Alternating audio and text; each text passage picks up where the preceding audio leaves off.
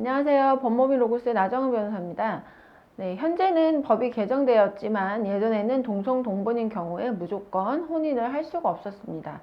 사실 이제 친족으로 이렇게 관계를 맺는 범위라는 것은 사실 일정 범위로 제한되게 되는데 이전에 민법에서는 무조건 동성 동본인 경우에 이제 혼인을 하지 못하게 되어 있었습니다. 그래서 이 판례 사안의 경우에는 사실 이제 동성 동본 문제 때문에 당시에는 혼인 신고를 할 수 없었던 갑과 을일이라는 여자분이 이제 결혼을 하려고 한 것입니다. 그래서 아버님께서 이제 혼인을 허락을 해주시면서 대신에 혼인 신고를 하지 못하기 때문에 동명이인인 다른 사람을 대신 혼인 신고를 한 것입니다. 을투라고 하겠습니다.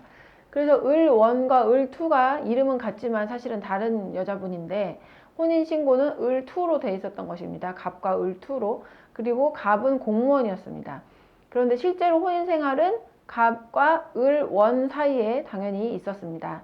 그리고 이제 한참 시간이 흐른 후에 동성동본 이제 금혼규정이 이제 폐지가 되면서 개정이 되면서 다시 을원이 이제 배우자로 정상적으로 혼인신고를 하게 된 것입니다.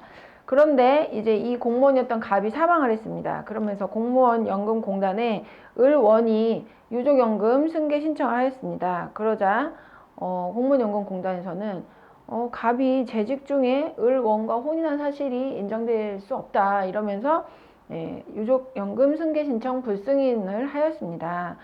이런 경우에 동성동본 문제로 타인의 명의를 빌려서 공무원인 배우자와 혼인신고를 했다면, 그래서 그 공무원인 배우자가 사망을 했다면 실제로 결혼생활을 한 이 배우자가 유족연금을 받을 수 있을까요? 네, 실체적으로 접근을 해서 받을 수 있습니다. 네, 이런 구체적인 사정이 사실 있기 때문입니다. 실제로 처음에 혼인신고가 되었던 을투라는 사람은 을원도 모르는 사람이고 을원 사이 실제로 결혼생활을 한 이 부부 사이에서 태어난 자녀는 처음에 자기 아버지하고 혼인신고가 되어 있었던 을투라는 사람은 전혀 모른다. 전혀 무관한 사람이었던 겁니다.